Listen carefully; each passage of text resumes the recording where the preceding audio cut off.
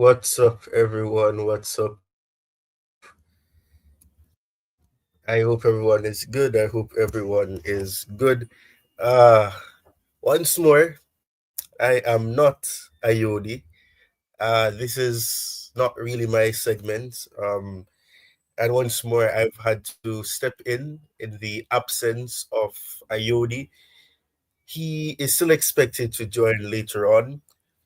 We'll see what happens. However, in the meantime, I will, start the show. I will commence the show and I will begin the discussion as the title and also the banner that is now scrolling across the screen says, and well, it may expand to even Chelsea now, but the first aspect of it is, are Arsenal title contenders or pretenders? Are Arsenal actually in the title race? Have Liverpool already walked away with the league? Will they somehow win the league and find comfort in the fact that Man City, Arsenal, among others, are not really a threat to them in this present moment based on points difference? And is Madueke good enough for Chelsea? These are all things that we will discuss right after this. We'll be right back.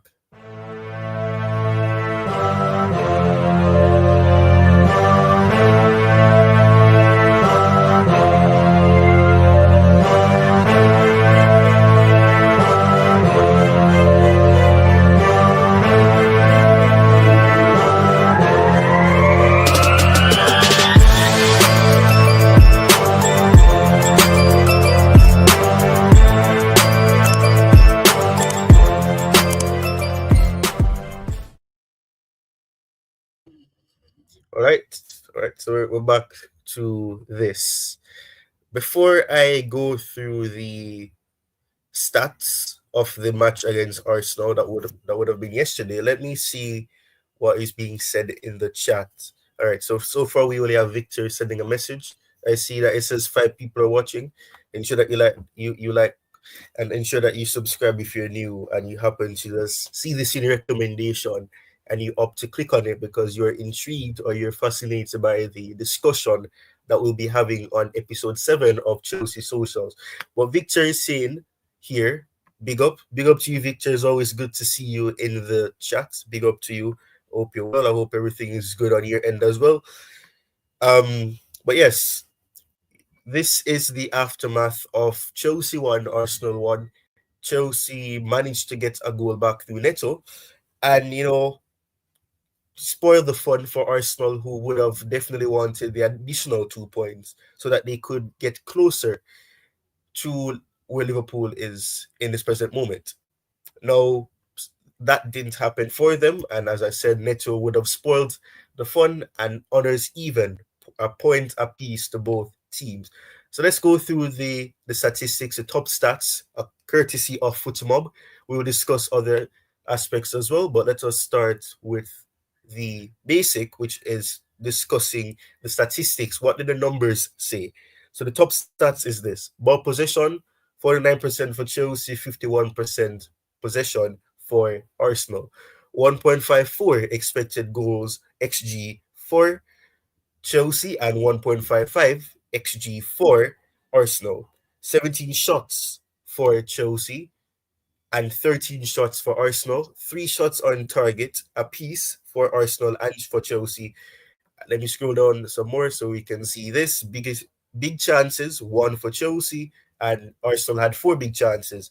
According to Footmob, Chelsea had only 1 big chance missed, which would have, by this logic, would have been that 1 big chance that they had. And Arsenal missed 3 of the big chances, meaning that they only didn't miss 1, which I'm assuming would have been the Martinelli goal. Now, for accurate passes, 358 passes, with giving up an 85% accuracy, and a 375 passes for Arsenal with 88% accuracy. 12 fouls committed by Chelsea and by Arsenal, 4 corners for Chelsea, 3 corners for Arsenal. And then we go down here and you see a more in-depth detail of what happened in terms of expected goals. You see XG open play 1.35, For Chelsea, 1.29. For Arsenal, 0.19 XG set play, 0.26 set play for Arsenal. Then you see 1.54 non-penalty XG and 1.55 for Arsenal as well. Now, that is the basic. We can go down to the defensive aspect here. We could go to tackles one, which is 16. For Chelsea, 89% accuracy in terms of tackles, successful tackles rather. And that's for Chelsea. 6 tackles won for Arsenal. That's a massive, decrease, in the percentage. 50% for Arsenal in success in tackles. Interceptions would be 7 for Chelsea, 6 for Arsenal, 6 blocks for Chelsea, and 8 rather for Arsenal. 19 clearances for Chelsea and 17 clearances for Arsenal. 2 keeper saves apiece for Chelsea and for Arsenal. Now, duels, 46 duels won for Chelsea, 42 won for Arsenal. 37 ground duels won, which is 54% for Chelsea, and 32, which is 46% for Arsenal. 9 aerial duels won, which is 47% for Chelsea, 10 for Arsenal, which are 53% as well. 7 successful dribbles, 58% for Chelsea, and 8 successful dribbles, which is 73% for Arsenal as well. And I think that we can perhaps go down to the player stats right here, which I've never actually gone down this far, I have to be honest. But Pedro Neto, he has the highest rating of all Chelsea players here with a 7.9. That's the rating that FootMob rather have given to him. He played all 90 minutes. He had 1 goal, as we know. No assists, obviously. Total shots, he had 3 shots. He had an XG of 0.06, an XA of 0.63, and a combination of XG and XA of 0.69. We go down to Enzo Fernandez, who was a crucial substitution in getting the goal. He played 22 minutes. He had no goals. He had 1 assist, which obviously is the 1 assist for Neto. And then we see XG, which is 0. He didn't really do much in terms of trying to score. But XA is 0.05, and obviously with the XG plus XA, it's 0.05. We go down to Gabriel Martinelli, and what I've noticed now is the fact that Pedro Neto is the highest rated player, according to FootMob, which I would say makes him the star of the match, or the player of the match, the man of the match. But 7.4 for Gabriel Martinelli. 71 minutes played, he came off, he scored the only goal that Arsenal got in this match, the opening goal for the match as well. He had 3 total shots, he had a 0.54 XG, he had 0 XA, and a combination of XG plus XA is 0.54. So, we go down to David Raya, 7.3 rating for FootMob. That's 90 minutes played. He obviously did nothing else because he's a goalkeeper. In terms of these facts, it's not accurate to go through that. What this guy say though? He had a 7.3 rating, same as David Raya, just 0.1 less than Gabriel Martinelli and 0.2 less than Enzo Fernandez, as well as a 0.4, well, a 0.6. My maths is poor. In comparison to Pedro Neto. Wesley Fofana is also there as well, Martin Odegaard, and we go down the list. I'm not going to go through all of this. We'll be just discussing this and not going into the main topic, which is, are Arsenal, and I'll expand it to Chelsea, title contenders, or are they simply pretenders? I will discuss that. I will give my 2 cents. I will incorporate some items from X, formerly Twitter, and then I'm hoping that we'll have some panelists join us as well, and we will discuss this first topic before we go into the conversation on Madueke and if he's actually good enough for Chelsea. And we will discuss that. We'll try to exhaust that topic in particular as much, especially taking into consideration Neto and what he did on that right hand side, and the fact that the goal that he ended up scoring came from that right hand side, and the fact that he was on the right hand side and he was able to utilize his ideal foot, his best shooting foot, and get the goal, making it difficult for David Raya to get down and to get the ball away from the back of the net. So I will be sharing some interesting items here. I will discuss first of all what I would have said when I was joined with Bobby and CFC Dante, or Chelsea Dante, or Lord Dante as many people may know him, and looking at what Arteta said boldly, in terms of what he believed was the situation. He said he stated that Arsenal were the better team, that Chelsea are a team that they've been difficult this season, and the fact that they were able to come to Chelsea at Stamford Bridge and have such a great performance against Chelsea, dominating is the word that he would have used. It's impressive, and it shows that, indirectly he's seeing that Chelsea are actually very very much so the team that has one of the teams rather that have been difficult. I'm going to share this item right now. This is courtesy of Chelsea transfer on X. Arsenal manager Mikel Arteta. We dominated Chelsea. We were the better team. And now Chelsea transfer has shared this, you know, heat map. This statistical diagram here, and it looks to me like it's football as well. But when you look at this, you look at based on the basic stuff. The only thing that they really dominated, and it's just by a small margin, was possession. We had more shots. We had an amount of shots on target. We had a higher expected goals XG than they did.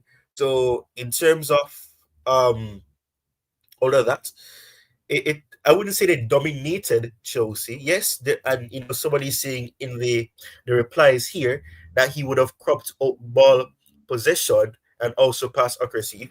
We discussed that before. I'm gonna go back to this. I'm gonna go back to the screen, the window on FootMob where we looked at the accurate passes. So bear with me. Right. So we have it right here. You have 358 accurate passes at 85% accuracy. And then Arsenal obviously had 17 more passes that were more accurate, therefore having an 88% accuracy in passing more than Chelsea. So that in itself shows that, okay, fine, they had more passes. But looking at the pattern of the game, looking at the way that they were passing the ball, was it necessarily dominance? Would you say that it is dominance? Would you say that Arsenal was so dominant that it was so difficult for Chelsea to get a hold of the game, to do anything in the match? I wouldn't say so, because the match was even. Every other statistic shows that Chelsea were even with Arsenal. So for him to say that, Arsenal were dominant, that is controversial. That is something that you can simply say is not accurate, because it wasn't the case. They didn't dominate.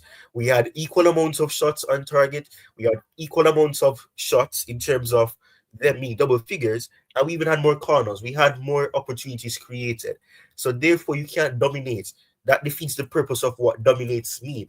So in that sense, I wouldn't agree with him. I wouldn't say that they dominated the game. I cannot concur with that perception that he has. So we will move from that. We will be moving on to looking at the current EPL standings. Bear with me. Let me get that up. Let me see if I can use FootMob to do that. All right, table. Let me scroll down here. It's okay. It's loading up. All right. So when you look at the top half of the table, that should be good. Yeah. Liverpool have played 11 matches. Essentially, all 20 teams have played 11 matches. Now we're into the international break. Liverpool have won 9 matches. They've only lost 1, and they've drawn 1 match. And obviously, that one draw would have been against. You know what? Let me not embarrass myself. I cannot remember who they draw against. Arsenal. Right. It was Arsenal. Yeah, I think it was Arsenal. Yeah.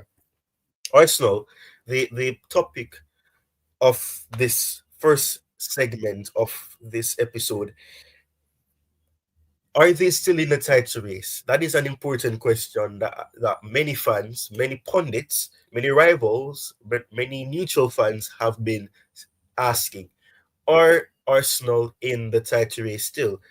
Have they blown the opportunity after dominating to some extent last season and also being top of the table for most of the season prior to that, have they made the narrative of third time the charm seem like a joke because they are not amongst the top two at the moment. They're currently 9 points behind Liverpool and they're 4 points behind Manchester City. Now, as I said before, and I'm anticipating some panelists to come on as well. But for now, let me just give my 2 cents before they do join as well. One of the reasons why I'm expanding it to Chelsea, and you'll see why I'm asking if Chelsea are also in the title race or the title contenders as well. I would say, in short, I wouldn't say Chelsea are in the title race because the team is young, is inexperienced. We have an inexperienced manager who is still learning his trade as well. He's still developing in terms of managerial aspects. So in that sense, I wouldn't say Chelsea are in the title race. But when you look at the points at the moment, Arsenal and Chelsea are level on points. And the same can be said down to the team in sixth place, which is Brighton. Approximately one, two, three, four teams are equally on 19 points. So would you say that Arsenal are in the title race, taking in consideration the fact that Chelsea are ahead of them on the same points, Nottingham Forest are also on the same points, Brighton are also on the same points. So can you simply say that Arsenal are in the title race and not make mention of the other teams are on 19 points as well? Because based on the logic that you'd have to use, you'd have to say that the gap between first place and up to sixth place is simply 9 points. And it's only 11 matches, just 38 matches in the season. So therefore, there's 27 matches left, meaning that there's more enough for you to get 9 points or to catch up to Liverpool should they falter, should they drop off. So this is a conversation that I would love to hear from you guys. What are your thoughts? Do you believe that Chelsea should be amongst the conversation? And perhaps I may have to expand it down to Nottingham Forest and Brighton based on the narratives, based on the arguments that people are raising to say that, yes, Arsenal are still in the title race because, yes, they're still in a good split place in terms of points. Point standing is good. The goal difference is what keeps Chelsea ahead of teams such as Nottingham Forest and Brighton. Chelsea have two better goal difference than Arsenal. They have 3 more goals ahead of Nottingham Forest, and they also have 4 goals rather, ahead of Brighton as well. Is that the case? And I'm joined here firstly with Mary. Big up to you, Mary. Thank you for finding the time to join. You joined at the perfect time. And as you can see on the title, you can see on the banner that's going across the screen as well.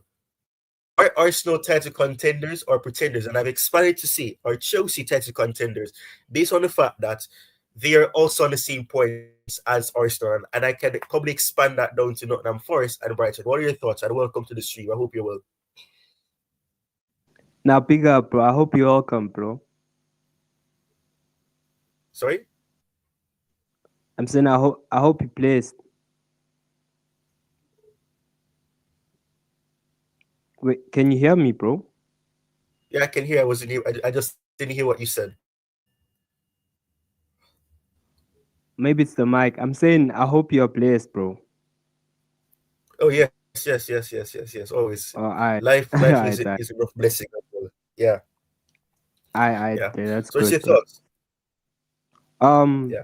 I mean, for the Arsenal, if they going to win the title, Well, mm. yes. And are they title contenders? And would you say Chelsea are title contenders based on the fact that they're on the same points? And I guess you'd probably have to ask, are Brighton and Forest also in the title race then? It's kind of difficult to say, um, Yeah. because yo, it's really difficult. Because I would want to measure like at the December period, because that's when a lot of games will be played. So I think Arsenal's still in the title race. I don't know, but it's still early. If Chelsea as well can pick up a lot of good runs in this coming schedule, I think we'll be in this, in the title race. But the only team that's also, you know, that we trying to catch up is Liverpool. So let's hope they also start dropping points because I don't see them winning a lot of games soon enough. So that's impossible unless any slot sorts out everything with the rotation and all that stuff. So yeah, I think personally, I think Arsenal will be there, bro. But as well with Chelsea, it's like kind of like with we have good games with mid blocks and low block teams. And when you come to bigger games, we've realized that we don't collect points, bro. So we haven't collected a lot of points with them. But in terms of mid blocks and low block teams, we collect a lot of points. So in the December period, we'll have to wait and see because as well, Liverpool, they're also gonna have easy games. They only have Man City in that campaign, so I'm just going to wait and see and pray maybe one of these teams turn up. Yeah, fair enough. Fair enough. Right. So Victor is saying that Arsenal could still contend, but Chelsea are not ready. Forest and Brighton squad isn't good enough. Well, I guess that's a fair point. Big up to you, Roderick. He's saying big up Ty and Mary. Where is Ayodi? Ha, that's a good question. I want to know the same thing. But yeah, Same here. I'm sitting in for now. Yeah. I'm wondering where he is because this is actually his show. But certain situations have prohibited him from being here as he wants to. But don't worry about it. He's still planning to join. I will hand the show over to him when he joins as well. But Yeah, in the meantime, I will step in as his understudy until then. But yes, yeah, I love the fact that you mentioned that the December period is the most important aspect of the title race because December is when that's the hottest time of the winter period. Where when I say hot, I don't mean as in the temperature, but in terms of they that is when you start to see the balance because at that point you're yeah, able to see the half period. That's when half of the fixtures have already happened, and you're mm, most likely going to have faced all the teams at least once, and then going into January you face them again for the second outing against them. So December is important, and as we know, Chelsea have had issues in the past where people thought, oh, they're title challengers. I remember on the Tuchel, for example. Um, well, let me go back to Lampard. I remember the second season with Lampard, just that same season when Tuchel came in January, where Chelsea were top of the league early on in the season. Spurs were also there. It was Spurs and Chelsea was who's gonna remain at the top of the table for the weekend of that match week, and what's gonna happen there. City having a slow start, Liverpool not being in the equation. That was actually what was happening. But what happened is that injuries started happening. We hit November, late November, December come around. We lose to Everton, and then he made some bold statement saying that Chelsea aren't there yet. Chelsea are not going to win the league because they're not there yet. The squad is not there yet. It's a very young squad. We're still growing. We're still trying to do this. We're trying to do that. And so said, so done. The next matches we start losing, and we're losing. We lose to Arsenal, then we lose to City, and then after that we lose to Leicester City, and then he gets sacked. The same can be said after that. Obviously you win the Champions League that same season. The next season, Tuchel's first full season, we start off the league so well. We have Lukaku coming in. We're yeah, starting well. We're winning against Arsenal. We're winning against Villa. We're doing this. We're doing that. Boom. Something happens. We all know what happened. November, December, we start fluctuating. We start having some poor performances after the whole situation with the interview with Lukaku, and everything goes downhill. So, in terms of what we've noticed, and that's the issue that has happened, we can probably go back to Conte as well, where the second season after he won the league in his first season, the second season, we see an issue where we get we see a drop in the quality in the squad.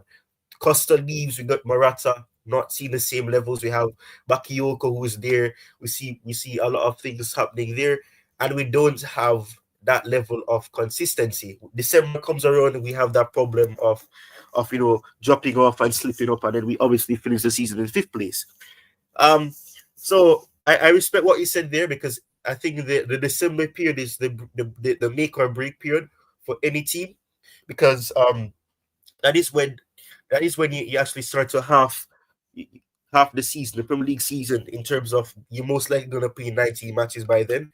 You're gonna face off against potentially the remaining 8 teams, because by that time it's 8 weeks, and therefore you have to try to set a balance and try to determine what happens in your season as well. Big up to you, Miss Melina. Um, I appreciate it. I'm a Arsenal fan here. It's good to have an Arsenal fan's perspective. So if you're still in the chat, would you say Arsenal or title contenders still, or are they pretenders? And I would have expanded the question to Mary here, on if Chelsea are in the title race as well, if you base the logic on the points that are between first and second, third, fourth, fifth, and sixth. So would you say that these teams are still in the title race? And if not, what is the reason for that? So we're looking at the table right now, Mary, and we're seeing that Okay. that have we see that, as I was making mention of this, you realize that the only thing that is separating third, fourth, fifth, and sixth is goal difference. Chelsea have two more goals than Arsenal. Forest have 3 goals less than Chelsea and 1 goal less than Arsenal on goal difference. And Brighton have obviously 4 behind Chelsea, 2 behind Arsenal, and 1 behind Nottingham Forest. So all these teams are close. And if you go down even further, actually, you realize that what separates teams like Fulham, Newcastle, Villa, Spurs. Well, let me stop. Let me focus on Newcastle, Fulham, and Villa. Is 1 point. The gap between from third rather to 13 is just 4 points. That's the gap. Jeez. So like if even if you lose one game, you can go straight down to 12. Jeez. It's crazy. So crazy. Premier Exactly. League now is so competitive now. It's changed. I think it has changed now compared to when it used to be back then. So now it's like a competition. It's very challenging now. So in terms of like Chelsea now challenging the league, I think we have a chance, but there's some few things that I still don't think we can challenge this season. Maybe next season if we sort out our recruitment and our squad, because we know we still have problems at the back as well. In the front, we're okay, but it's just if we fix some things at the back. So it's like the goalkeeper and a center back. So if we have maybe 1 or 2 players that are really good at playing in that position, then challenging for a title will be content. But I mean, anything can happen nowadays because if we're still in this type of position, maybe these players have mentality of challenging the league. But since yesterday we've seen what happened, and yeah, we'll just have to wait and see how Chelsea performs in the next 5 games. We have the next game we have Leicester, and I'm not sure with the other games, but I know in between you have Tottenham Hotspurs, so maybe we can get some points there. Yeah, yeah, that's true. Leicester City is the first match we have when we come back from international break, and funny enough, I remember what was it 3 years ago, Tuchel's season. They were actually the team we actually faced when we came back. And that match uh gave fans false hope, actually, because we actually won that game in comfortable fashion. I think the match ended 3-1 or something like that. And people were like, oh yes, Chelsea are in the title race. And as I said, things went horrible. After December happened, I think we won against Aston Villa or something like that, and then Lukaku's interview came out, and everything just went downhill. So I'm wondering if we win this match against Leicester City, which there's no reason we shouldn't, and that's no disrespect to Leicester City. They lost 3-0 to Manchester United on the weekend. Um, they've had a struggle this season. They're not too low on the table. I thought they were in the relegation zone still, but they're currently 15. So, but the funny thing about this is that what separates them from being in the relegation zone is 3 points. I'm telling you, the league is so close. The points in between the positions are so close, which makes sense. I almost felt like Pep when he was trying to explain why Chelsea plays so good. But it's so close. You have Southampton on 4 points, Wolves is on 6, Crystal Palace is on 7, Ipswich Town is on 8, so they're 1 point above the relegation zone.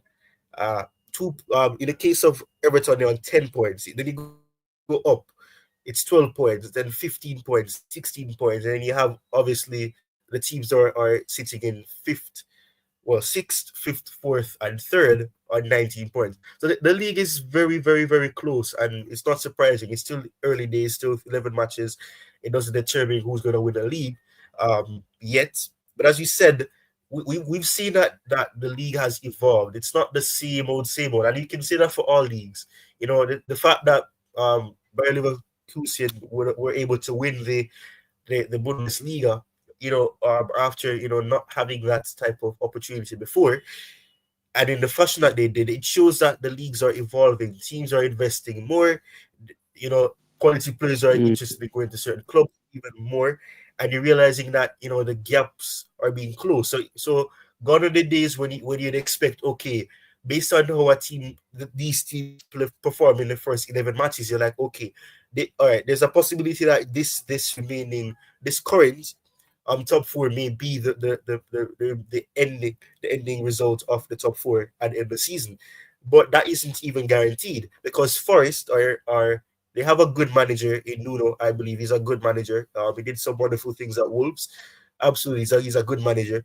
He has been doing wonderful things for them. I mean, I'm not saying that they're gonna get top four. But Yeah. at the same time, on current points right now, they are just outside of the top four, just on goal difference.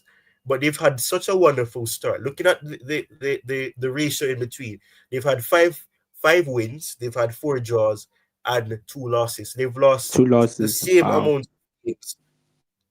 Yeah, so we've have the exact same record as them: 5 wins, 4 draws, two, and it's the same for Arsenal as well. Even if you look at it as well, Brighton. So third to six have the exact same form right now. It's win. Well, it wouldn't be the same form, rather the same level of results. Five wins, 4 draws, 2 losses. So that is what I'm saying. Are Arsenal actually in the title race? And if you say that they are, won't you make an argument for Chelsea and Forest then? If you say that they're still able to catch up to Liverpool, that is the important question, and I'm trying to see if we will get anybody else in the chat to give their thoughts. Roderick has stated here, as I said before, Chelsea have a chance, but we're too young.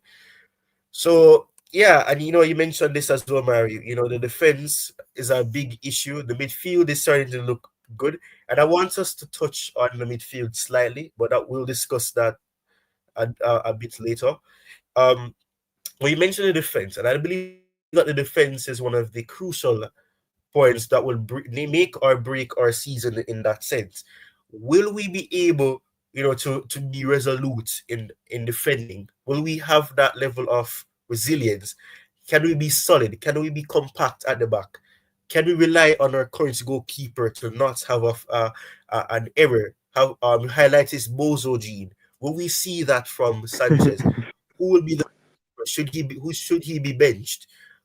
That is important. I think that is important to say. Will we get top four? I think that will be important as to if we get top four as well, because the problem isn't scoring goals.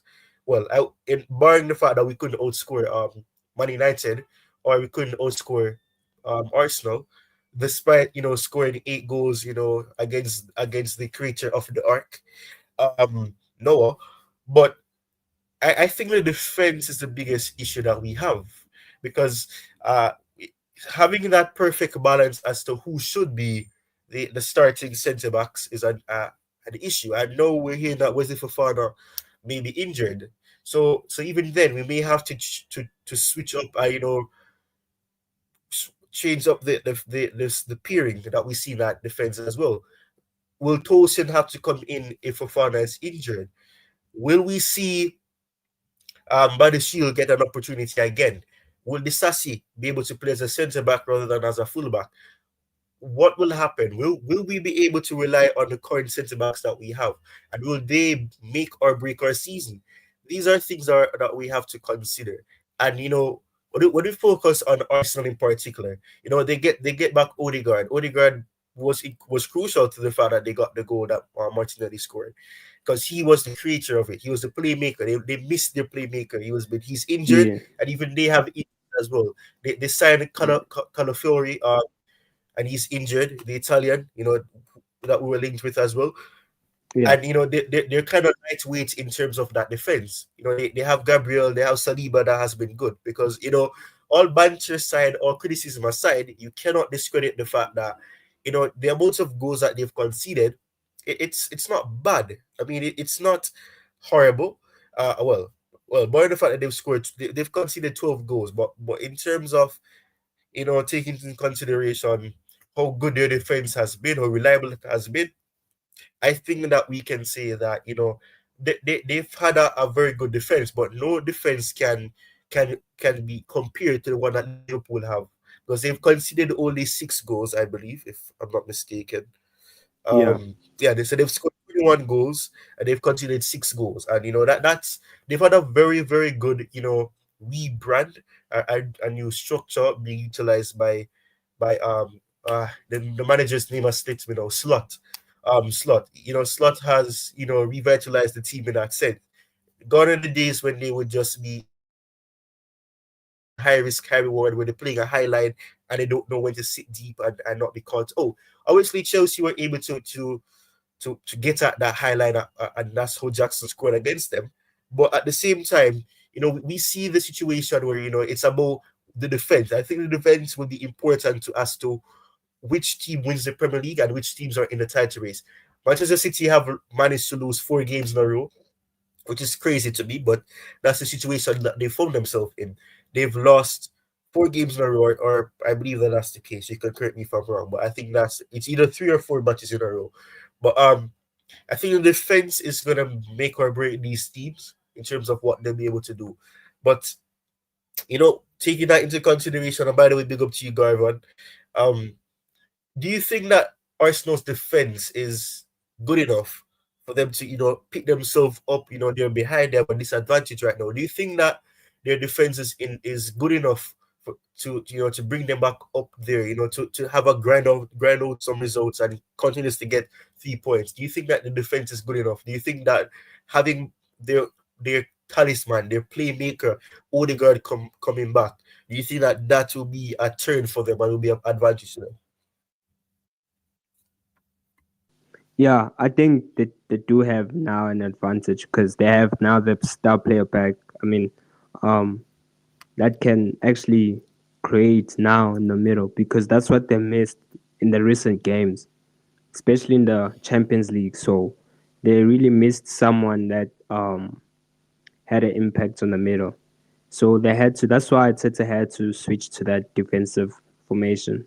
But I think now, I think now this is like the perfect time for him to to really, show us that he can do something this season. So yeah, I think I truly still believe because like looking from the Arsenal squad, like they're really good in terms of the depth. They're really good.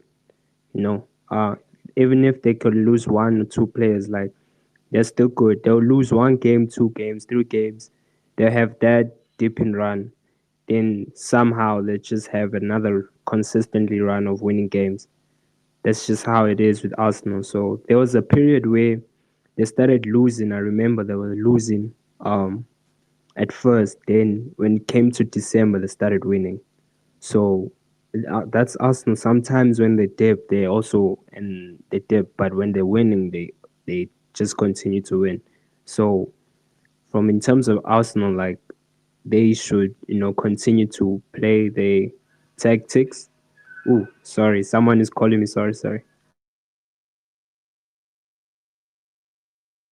All right, no problem. In the meantime, yeah, he makes a valid point there. That's what I'm saying, and as he said again, December is the period where it will determine and it can define the season. I believe Oh, December, January is that key part because if you remember, for example, with Pochettino of last season, we were losing matches up to December and all that, and then by the time the latter part of December going into January, we started to have a better, turn of form and mm. better, performance coming. Oh, we're starting to draw games, and then we obviously have that statistics where the last time we lost was against Liverpool or Manchester City, or well, not Manchester City. Yeah, Manchester City in terms of the EFL Cup and all that. Or is Oh, it the okay. FA Cup? One of the two, I don't remember, If but something like that. I think it was a case where we lost to Arsenal. The last team that we lost to was Arsenal and Liverpool. Yeah, because we lost Liverpool in around, I think, January, December. I don't remember exactly what period it was, but that time between December and January, and then we obviously lost 5-0 to Arsenal and all that. And then the last time we'd have only lost two matches in the space of that. And then obviously we know what happened in the latter part of the season where we get sixth place. So yeah, that is important. So I would as and I'm seeing a lot of pundits and rival fans, who have podcasts and all that saying that, it's that they're out of it because they needed to have won against us, and by not winning against us, they have, put themselves in a difficult place. And City Chief right here, this is a Manchester City page, social media page. Arsenal already also the title race is the question that they're asking. But as you said, Marian, as I agree with you, in that sense, it is very, very, very difficult to say that they are out of the title race when it's only 11 matches. There are 27 matches. Many things can happen. We've seen what has happened to Manchester City when they've gotten a few injuries. And can you imagine, funny enough, people don't play the impact that having 19 injuries, having a complete 11 being out injured last season, the impact it can have on your season. And we're seeing that, Manchester City have like what, three, four, five, or three to five injuries or players injuries, out yeah, due to, yeah, and they are completely, um the quality has dropped. They're not able to grind out the results that they can. But at the same time, people say that, Manchester City always starts off, poorly. I do remember that has been the case. Uh, when Liverpool were top of the league, when Man United were top of the league, and then they came back and, Man United finished second and all that on the Ollie and all of that. So that is why I'm saying that you cannot base your argument on if a team is going to get top four or even win the league or even challenge for the league until you have at least seen the season half. We haven't half the season yet. It's 11 matches. There's still around 8 matches left before you can actually determine should if this team is actually supposed to be in the top four argument. And even then, that may be too soon because things can happen between January to March. We've seen it happen before. We've seen Chelsea do that when they've won the league as well. We've had a poor start in many times that we've won the league as well. And then we can even see a case where, a person wins the league or a team wins the league based on like 79 points. You don't have to win the league by 86, 90 points for it. You don't have to yeah, be having that level of win the league, I should say. So it's still possible. And there's a chance that even the teams that are currently on nine points can even get to a point tally of 40. So it's when it's that early, you cannot determine your argument. So I can say that Arsenal are still in the title race. But as I said, um, I'm posing that question, be the devil's advocate, to see if Arsenal are going to be in the title race, or if you're going to consider them. I'm not saying that I want people to say, yes, Chelsea are in the title race, but if you're going to base the fact that, they're 9 points behind first place and what, 5 points or something like that behind second place, therefore Chelsea are in the conversation as well, indirectly, based on the fact that they have a better goal tally, they're higher than Arsenal in the table, and they have the equal amount of points as them. So That is not my argument. I'm not saying that we're in it, and I want people to say that yes, we are, because I don't think we're ready yet. I think if anybody puts that pressure on us, we're gonna struggle. So I don't think that we're ready. We have a wonderful B team that has proven that they can get results, but even then, that hasn't been in the Premier League. We have not fielded a completely different 11 in the Premier League. We've done that in the Conference League. We saw that happen. What happened in the Carabao Cup quarterfinals where we lost to Newcastle. So even then, Yeah. we cannot base on the fact that we've seen the B team do so well to say that yes, that's the case. But I don't know what you think, Mary. Um, do you think that do you would you say that the squad that Chelsea have is good enough? Do you think that Arsenal squad is good enough? Rather, let me focus on Arsenal because the main focus is on Arsenal. Do you think that Arsenal have a good enough squad if they get hit with more injuries again? Because we just discussed that Odegaard being out hampered their creativity, their quality. So do you think that they have a good enough squad to keep themselves in the argument? At the moment, they just lack someone in the front. They need a striker. I just think they need a striker. No, they are actually solid at the back. Like, cause yes, you could say they have been considered this season, but like you could see in their recent games, like they just come and get the games done. Like you can see one or two games they get it done. But there's some games they will draw and lose, you know, especially the Bournemouth game. The Bournemouth game actually, and the Inter Milan. The Inter Milan straight away was just like the indication that they really missed Odegaard. They needed someone in the middle, so they never had someone that can create. So now they have someone like that now, but they're just in short of someone that's actually good in the front. So I don't know in terms of title if they are contenders, but they still have to face Liverpool. Have they faced Liverpool yet, bro? No, not yet, right? No, they did. They did. They They did, did. It right? was a draw. It ended 2-2. Oh, the Dread, Yeah, it was. yeah. It ended. Okay, okay. Yeah. Then So if so, then I'm yeah. sure they have. By the second leg, maybe we should be, you know, maybe talking about a different story because maybe it could be, in this similar situation. But coming back to you when you mentioned Chelsea as well, could be also a different situation with Chelsea. You never know; they could be in the similar position too, in that period. So that's why like Premier League is so unexpected. We can be talking like right now we know this is gonna happen. Then boom, like Man City's first all of a sudden. Or Arsenal becomes first, or Chelsea now becomes first now, catches up. It's one of the leagues that I feel like it's unpredictable compared to like other leagues like Bundesliga, Serie A, La Liga.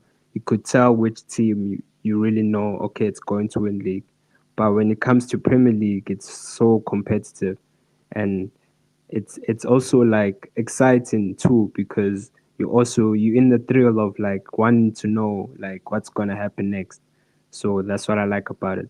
But in terms of like Arsenal as well, doing that, I think they have a better chance. But with their squad, I think not in the league conversation. I feel like maybe in the cup conversation, like Champions League, maybe, or maybe FA Cup and all those on the domestic trophies. But in terms of league, they still have a chance. But there's just like one or two players that can actually elevate them to that level. Kai, I even mentioned one thing to my friend. I'm like, yo, I know Kai Havertz is a good player, but he won't take it to that level. Trust me, he won't. Because he has that attributes and all that stuff, but he doesn't have that instinct to be a striker. He doesn't. So you need a player that has an instinct to like be a striker, like who you always score goals in every game. So you need a player like that. So um yeah, fair credit to them if they, continue with since Odegaard is back, they continue to come back in shape. Yeah, you will see the Arsenal that's back. So wait and see. Yeah, fair enough. Fair enough. That's a fair point. And you mentioning that, and Roger mentions it here as well. He's saying that Arsenal squad is good enough to challenge, not win. They need a striker. Yeah, and they recognize that, and that's the thing that you have to give to them. They recognize that they needed a striker, but the problem that they would have faced is the fact that they wanted Benjamin Sesko, and then he opted to stay. Um, was it Leipzig? So they didn't have a plan B. They didn't have an other option that they wanted.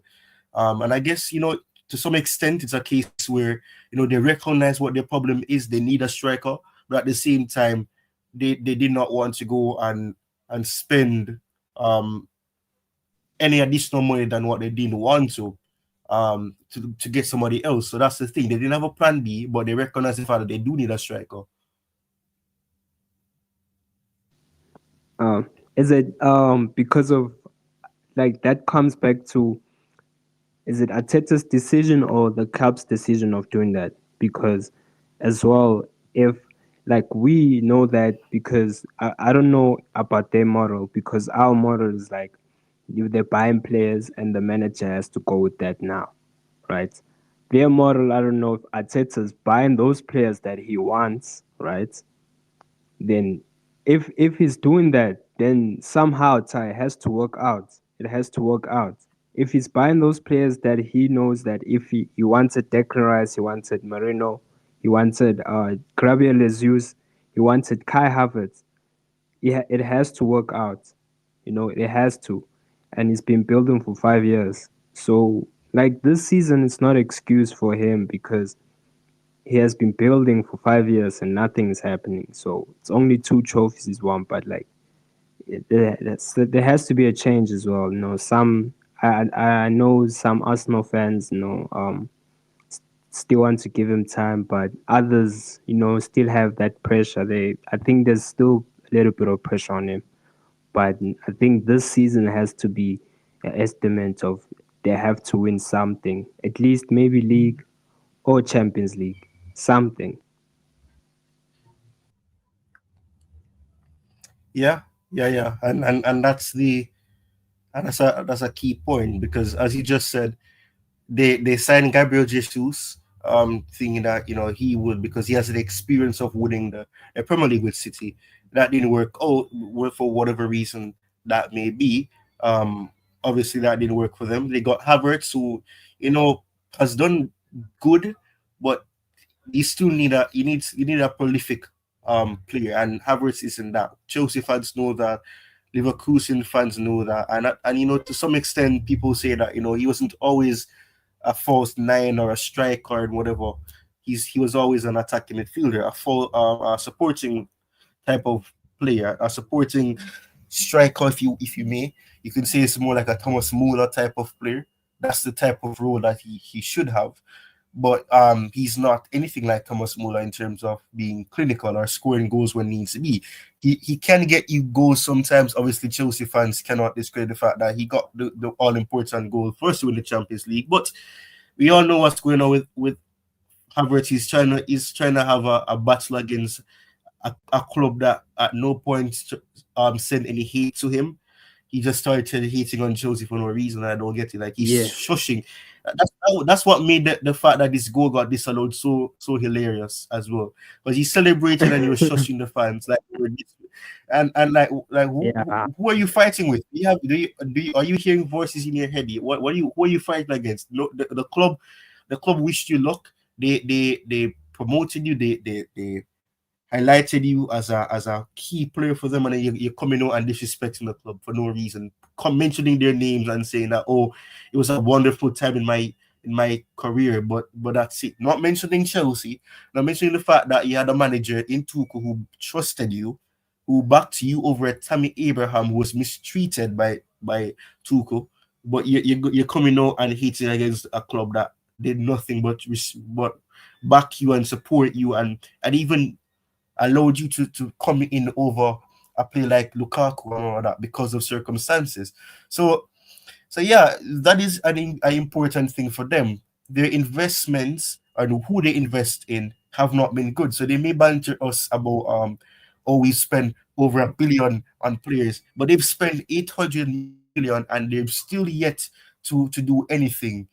And this is 5 years into their project. We're 3 years into the project of Bowley Clear Lake, but when we are not in a situation where like the manager has been there for a long time. That's the next thing. We've gone through what, 4 managers now, taking into account temporary and Since permanent Todd Bowley are managers. four. Yeah, that's true. Yeah, four, exactly. So in that case, you see what the problem is. We had Tuchel there for some time. He got sacked. Potter. Then we had Poch. Now we have, well, yeah. Taking into, you have Lampard who was interim, and you had, what's that guy, Bruno Salter, who was the manager for one game, and we were playing, we were Yeah. balling out like. But yes, those are the things that people don't talk about. They don't talk about the fact that Arsenal have that, and the fans are quick to to get on us. They'll do that, and this is not a hate stream. I'm not trying to hate on Arsenal because I think that they've actually done good, but in terms of getting over that final hurdle, it's, I don't know. They keep, it's like they don't know how to jump over it. When they try to jump over it, they fall at last minute. That's literally what's been happening continuously. So definitely, if they get a striker, as you said before, the defense has been good enough for them. It's been key for them to do what they want to do, to get the answers in certain ways, in terms of having some lead and being able to defend it, even if it's a close lead. We've seen that be the case. But that is a good part that I think we can move on to the next item, next topic. We just hit the 1 hour mark. We want to get over it. We want to conclude this by around 20 minutes from now. So I suppose for the last 20 minutes, we can move over to the next topic, which is going to be on Madueke. And I know that you mentioned this on GOC Garvin's channel as well. You can subscribe to Garvin's channel. Let me see if Nightbot is working. Let me see if it will allow me to share this. But yes, I'm trying to find the item that I had lined up for that. Let me use this for the time being. I'm gonna go over to Instagram instead and use this so I can see if I can find the X tweet. But this has to do with the fact that Noni Madueke was not too pleased as he made way for Mudryk and walked straight down the tunnel. Now this is something that a lot of people are divided on. I for one haven't been happy with him. I don't think his attitude is respectable. I don't know what you think, but oops, I just stopped presenting. Anyways, let me see if I can rectify that. Um, all right, so in terms of that item, in terms of that report, it was said that Madueke, after he was substituted, he went straight down the tunnel. Now I'm trying to find the specific tweet that I would have seen about it, and then the response from a fellow Chelsea content creator who made mention of the fact that why is it being mentioned, and and all of that. So let me see if I can share the screen again, because I don't know what happened there. It just stopped sharing the screen. But what do you think about that though, Mary? Do you think that that is something that should be looked into as something that is very concerning? The fact that he just went down the tunnel and then he came back, because that's the thing. He did return. He returned to the bench after, but he went straight down the tunnel after he came on, and he was very upset. He didn't want to hear anything from anybody. None of the coaches. He wasn't listening to him. He just went straight down the tunnel. What's your thoughts on that? Yeah, I don't like his attitude as well. I Okay with Madueke, with him, cause he came into the football club, right, to be a stepping stone, right, for him to maybe attract bigger clubs for his career. But now, if you have that mentality, yeah, it's good to have an ego mentality. I feel like it can get you further. But when you know that sometimes, some certain behaviors you can see, hey, this player, bro, and you don't back it up on the field, then there's an attitude problem. Because this guy, I don't know his lifestyle. I'm not judging him, but his lifestyle is kind of young, attitude, free, social.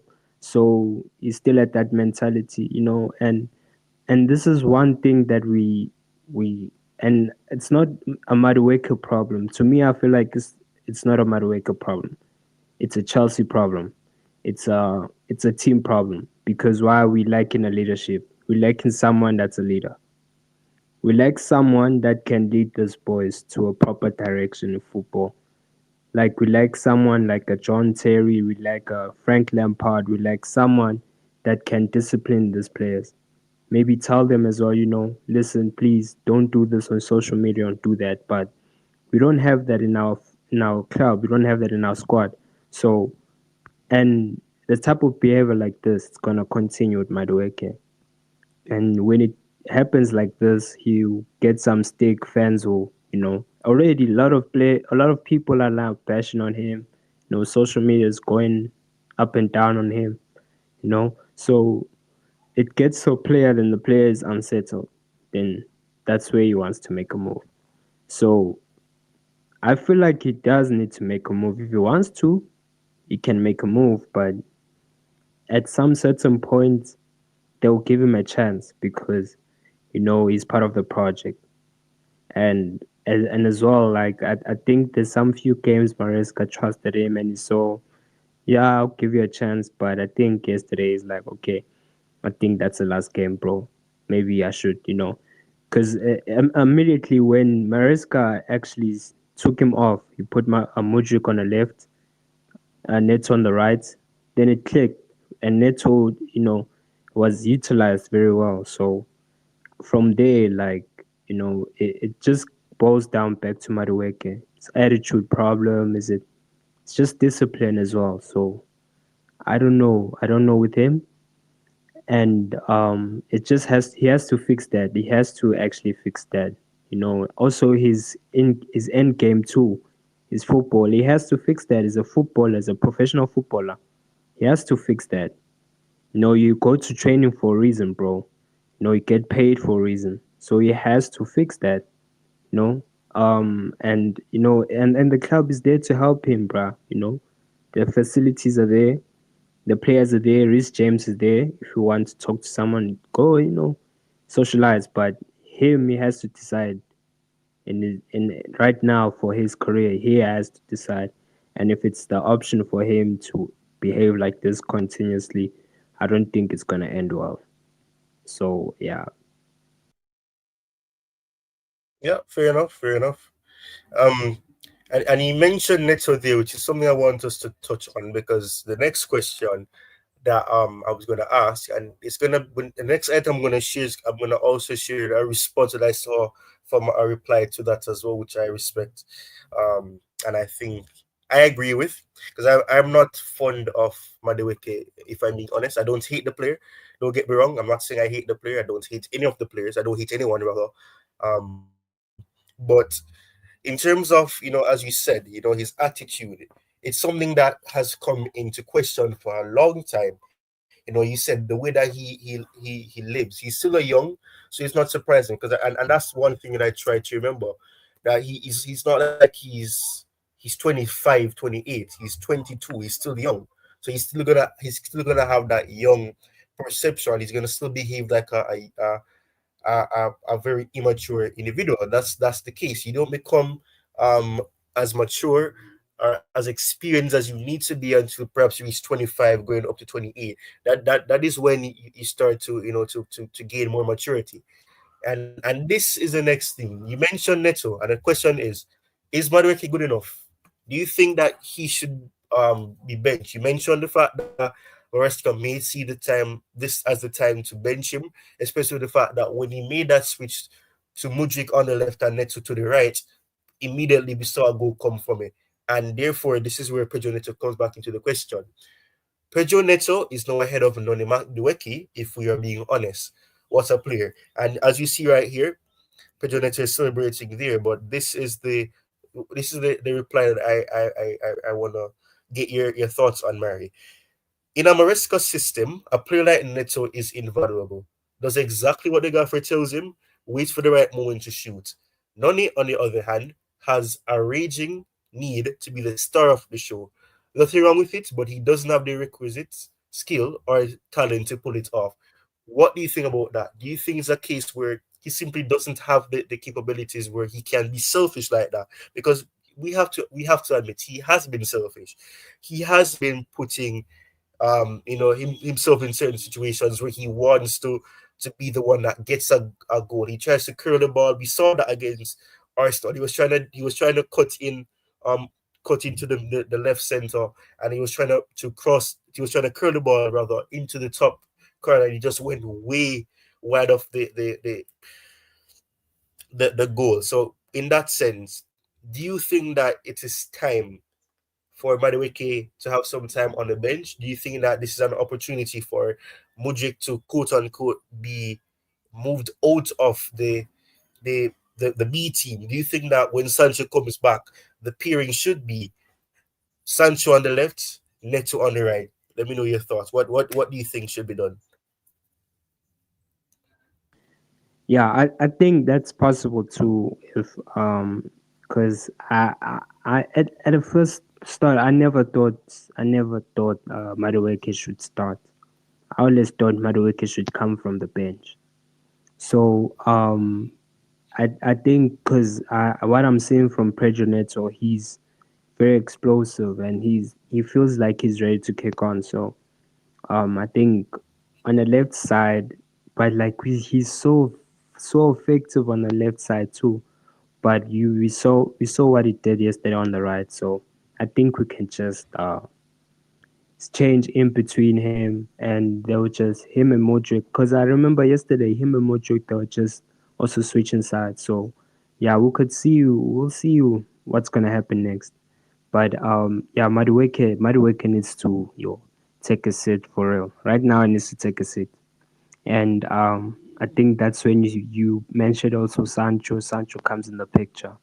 Um, if it happens that Sancho comes back, he takes the left side, or you can. I remember also Sancho played on the right side too against Borussia Dortmund. So I think Sancho, when it happens, he can also slot the right side too. We still leave Neto on the left side. If perhaps that's the case, we take Neto to the right. So yeah, we just have to wait and see what happens on that figure. But I feel like personally, I feel like yeah, Madueke should take a seat. Fair enough. That's a fair point. And that being said as well, I see Connor is saying big up to you. I'm trying to remember if I've seen this name before.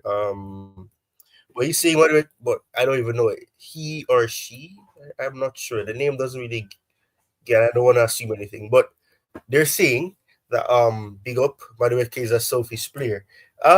Yeah, I would say that he's a selfish player. I mean, people say that it can be good to be selfish, it can be bad. It depends on what you want or in what way you look at it. What way you want to base it. Do you think that it is good that he's selfish? Do you think it is good that he's determined to try to get goals for himself, trying to add to his tally? Because he said it before that that is his objective. He wants to be one of the top goal scorers. That's what he would have said.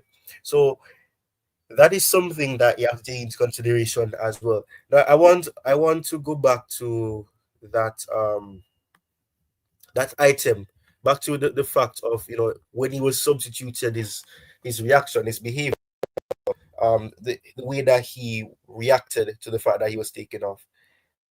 Because as I said before, content creator, many people should know this. Whoever watches this channel should know this guy as well. Um, Carefree Lewis G saying Madueke went straight down the tunnel and was back on the bench in like 5 to 10 minutes. Why is this such a big deal? Do you think that because he came back out, that means that okay, well he did a cooling off period? Do you think that he was told to go back out and all of that? What do you think happened in that case? I'm asking you to speculate now.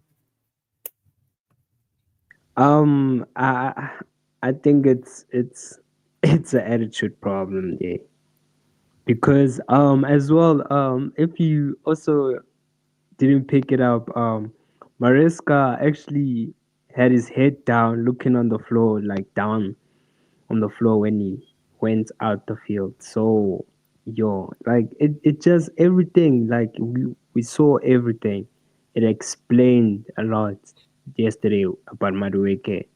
So, and him coming back 10 minutes, and I think it's the confidence thing, and he wants to be, and I understand that because you're playing for Chelsea and you want to be a top player, you want to be in the headlines, you want to, represent your country as well because he wants to go into that international scene, represent for his country, go to World Cup and all that stuff. I understand that. But as well, like, if you want that, sometimes you need to, play for the team and play what your manager wants you to play in that particular role. Do that first and gain experience with that. Sometimes football don't work in the way you want to work in free roam. Sometimes you need to, adjust and adapt. But in Madueke's situation, maybe he sees it in a way like he wants to do it now, and he has that attitude with him. So it's an attitude problem. I feel like it's an attitude problem, and it happens with players and the type of players that go to a loan. They go on a loan deal, so I won't be surprised he'll be loaned out, but I just feel like he's still in the picture, still in the team, and I still feel like Maresca still trusts him.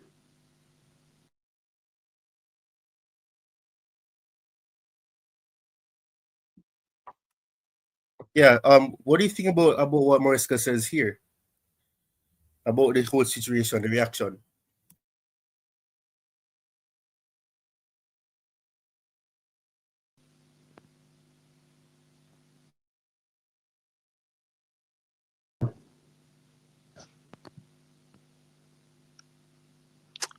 Sorry.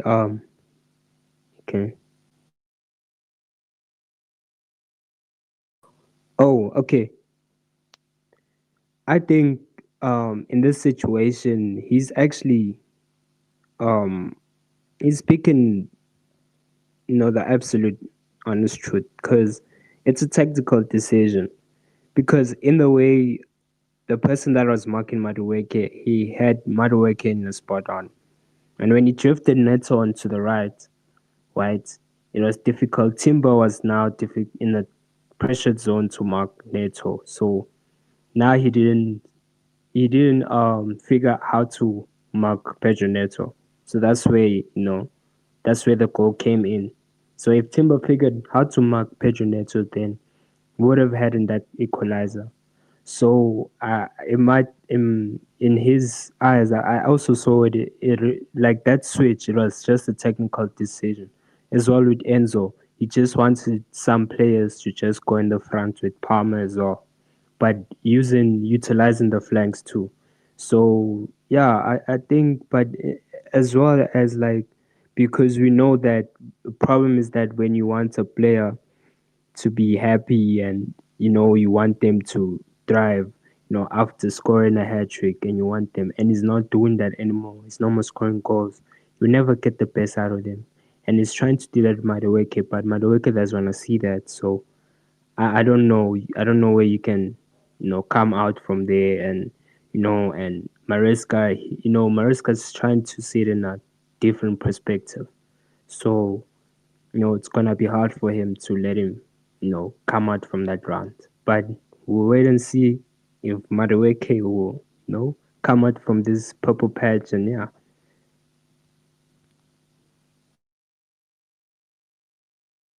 Yeah, yeah, fair enough, fair enough. That's a fair point there from you. Um, I think that is a valid point. You made some valid points there, and you made mention of the fact that scoring a hat trick against Wolves. From then, I would say that he hasn't been the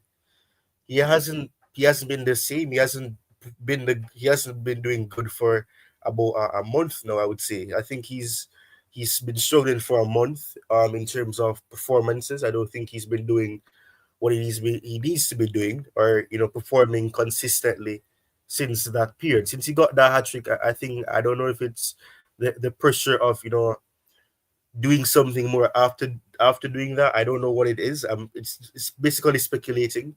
I don't know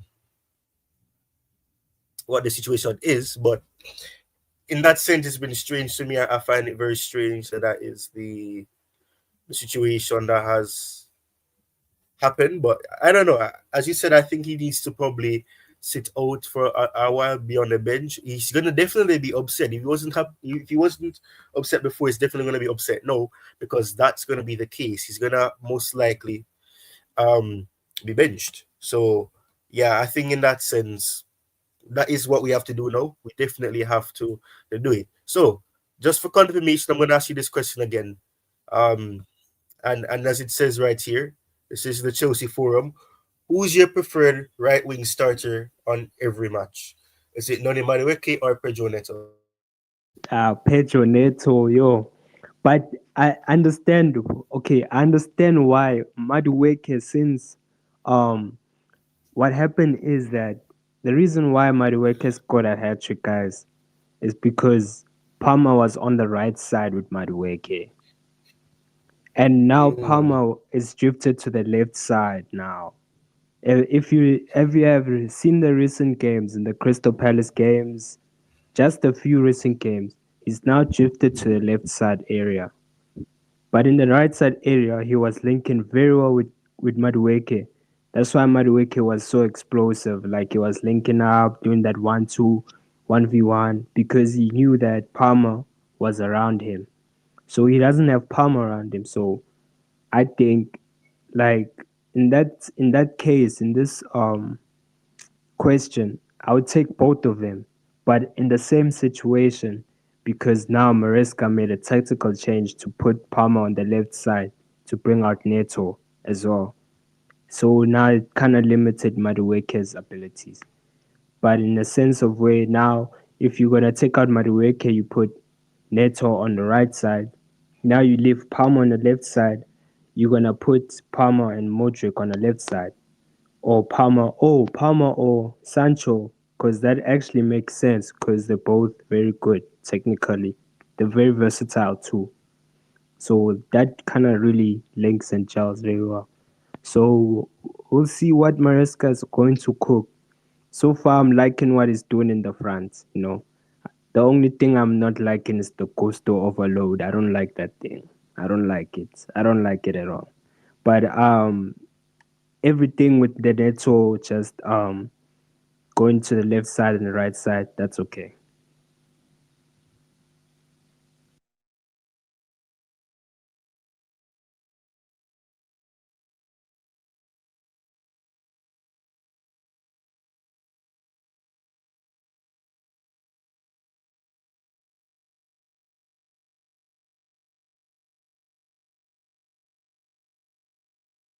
Hey, Akanya, you on mute, bro.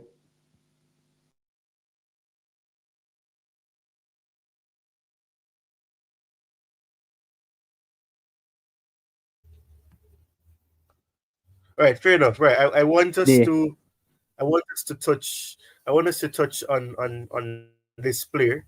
I want us to touch on Neto a bit further, because he's actually, you know, he I've been saying this from yesterday. He reminds me of Pedro Rodriguez. Pedro, the Pedro that we had before Pedro Neto. He reminds me of the way that his movements, rather, his pace, how quick he is. He's quicker than the Pedro that we had. Obviously, when we got Pedro, he was kind of older at that time. He was around 28. He was in his prime at that period, so we got him at a good time. But Pedro Neto has impressed me in that sense. I don't know what you think about that comparison. It's probably for a stretch, but man, even this picture right here, the fact that the way that he struck the ball is impressive. Big up to you, Miss Molina. You one of the match performance from Kukurea and Neto. Yes. And I have to say this as well, just before I make a respond to the question. Kukurea had and coach has been saying this. Kukurea had Saka in his hair, literally had him in his hair not his back pocket, is here because like he was just all over the everything Saka tried, he was closing it down. And like I don't know, man, he was like Samson. But yeah, it was definitely man of the match. Kukurea, I think Kukurea got the man of the match, or was it Neto? I don't know which one got it, but whichever one it was, either one of them would have deserved it.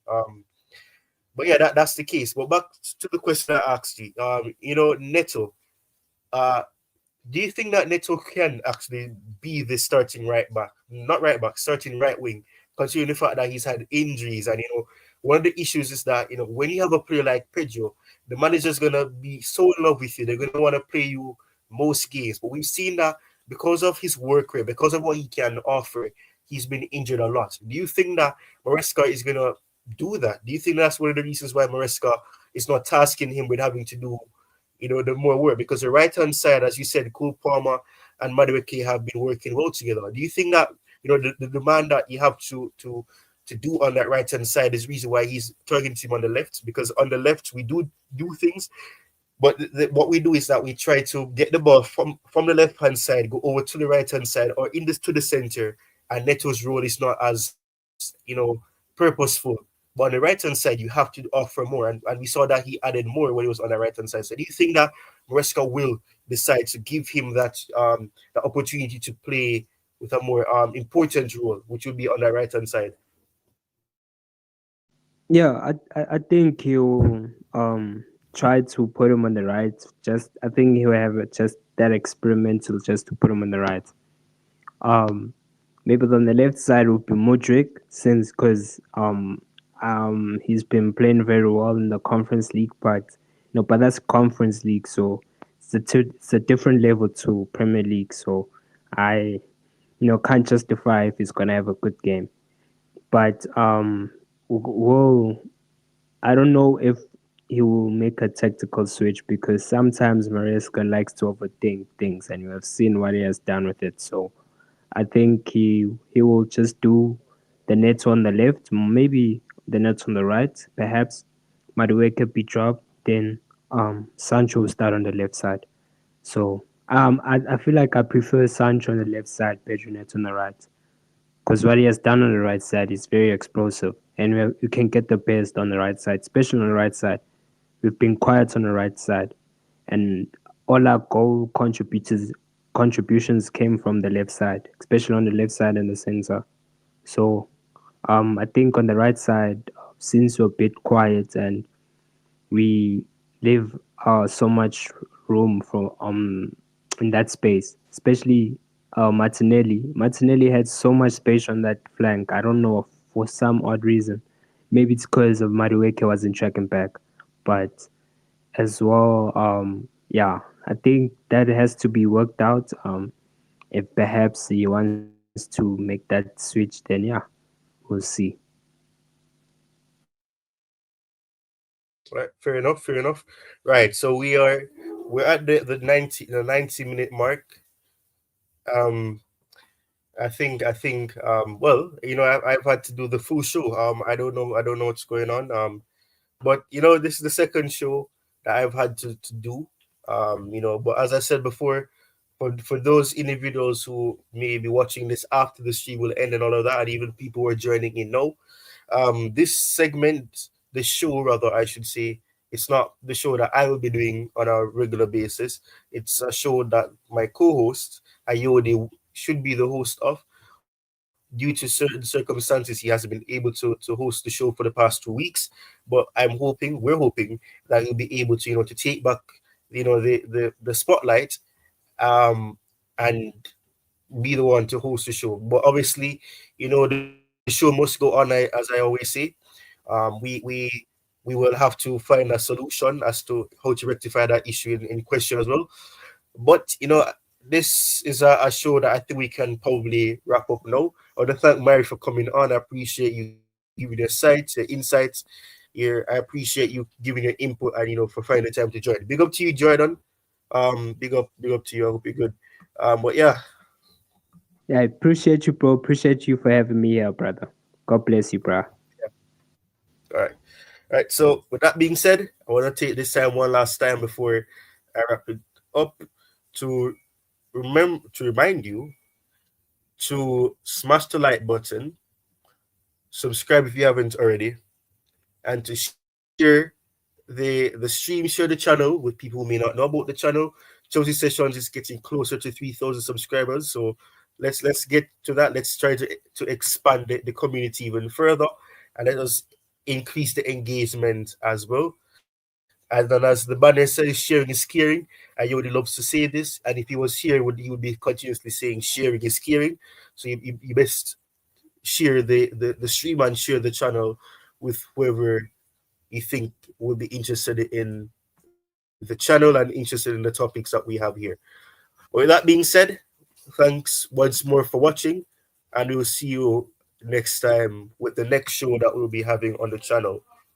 It's international break, so we'll be coming up with some other shows, and you have things that are in the pipeline that you'll see coming out in a couple of days. So keep your eyes open for that. But for now, I want to say peace and enjoy the rest of your evening, your night, your day, whatever time zone you're in, whatever suits your time zone right now. Um, but peace and thanks for watching.